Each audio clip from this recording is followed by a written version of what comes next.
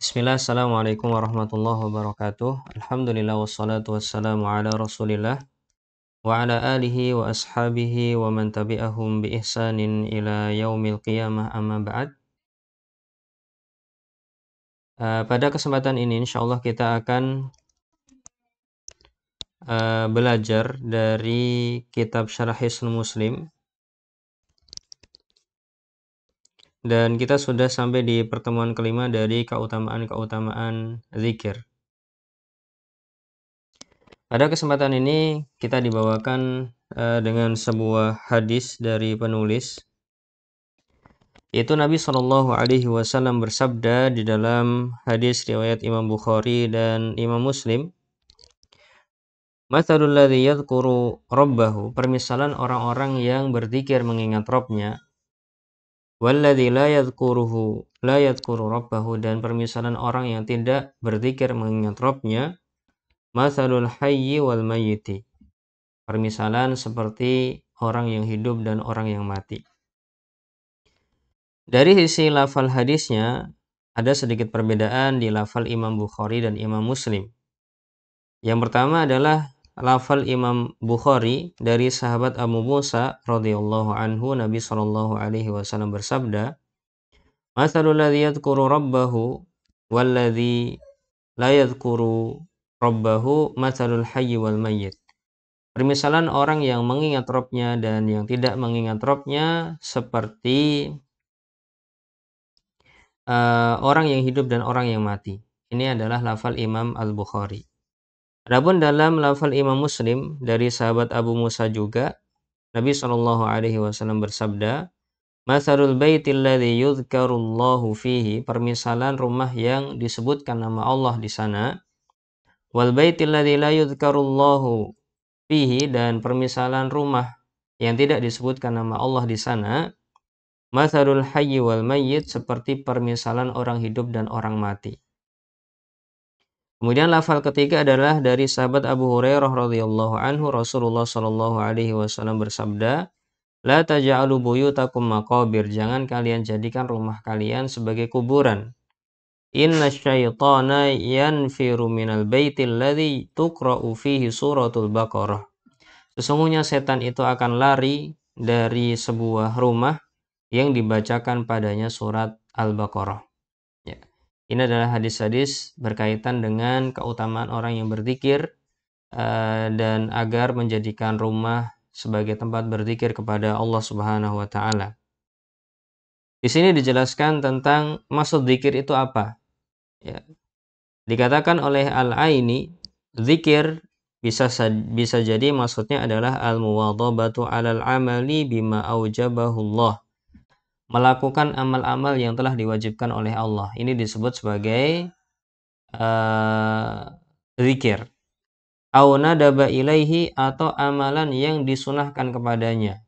Ini juga zikir, melakukan amalan sunnah, apapun itu.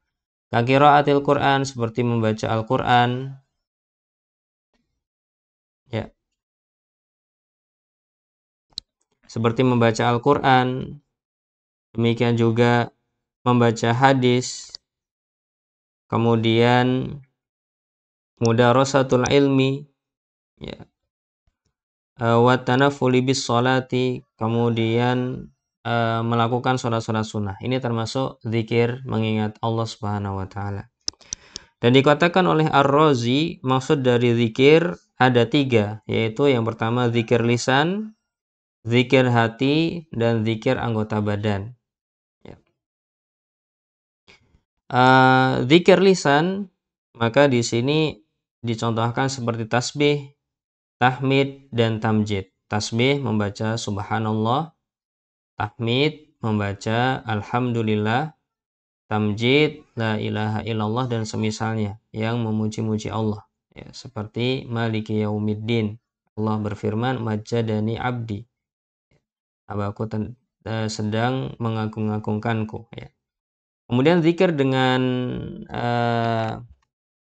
hati bisa at-tafakkur fi adillati dzati was sifat, memikirkan dalil-dalil kekuasaan Allah Subhanahu wa taala dari sisi sifatnya dan zatnya.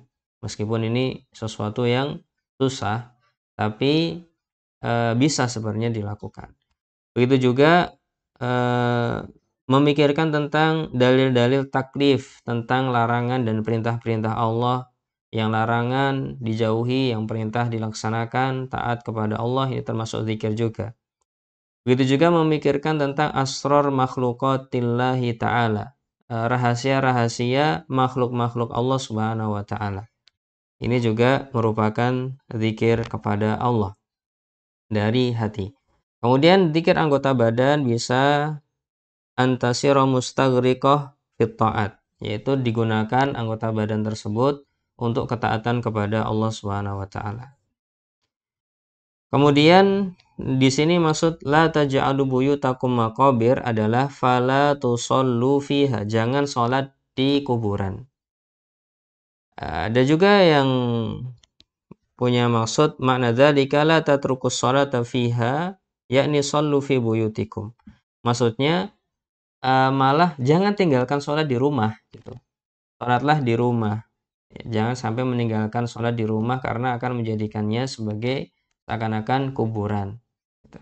Ada yang memaknakan dari sisi langsung sesuai lafalnya, ada yang memaknakan dari kebalikannya.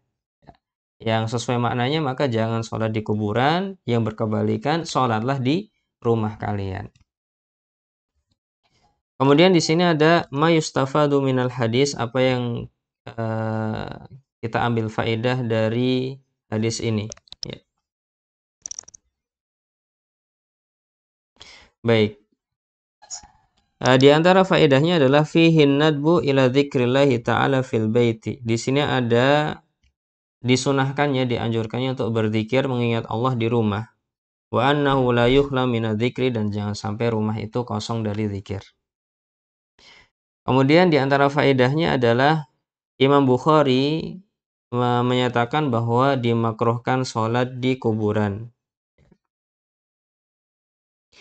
Innama fihi an-nadwu ila sholat fil bait. Dan ada juga yang mengatakan tadi dianjurkannya sholat di rumah. Tadi telah kita katakan bahwa ada yang memaknai secara lafalnya, ada yang memaknai secara berkebalikannya. Sesuai lafalnya dimakruhkan atau diharamkan sholat di kuburan. Yang berkebalikan dari lafalnya adalah dianjurkannya sholat di rumah. Kemudian di sini dijelaskan tentang sholat di kuburan. Wal maqbarah la tasihu fiha sholatun nafilah. Kuburan tidak atau tidak sahih, tidak sah sholat di kuburan. Walal faridah, ya, baik sholat nafilah maupun sholat fardu nggak sah di kuburan. Wala sajadat tilawah, tidak pula sujud tilawah, tidak pula sujud syukur, atau sholat-sholat apapun, maka tidak sah di kuburan. Kecuali satu saja, illa wahidah. Kecuali satu, yaitu sholat jenazah idza shalla ala janazah fil maqbarah. Ya. Apabila memang akan melaksanakan sholat jenazah di sana, baik sebelum dikuburkan maupun setelah dikuburkan, hanya boleh satu sholat itu saja. Baik, itu terkait sholat di kuburan. Kemudian pelajaran berikutnya, idza qara'ta fi baitika surat al-Baqarah, apabila kamu membaca surat al-Baqarah di rumahmu, ya. Fa inna syaitana yafirru minha, maka setan akan lari dari rumah tersebut. Wala yaqrabul baita, dan tidak akan mendekati rumah yang dibacakan surat Al-Baqarah.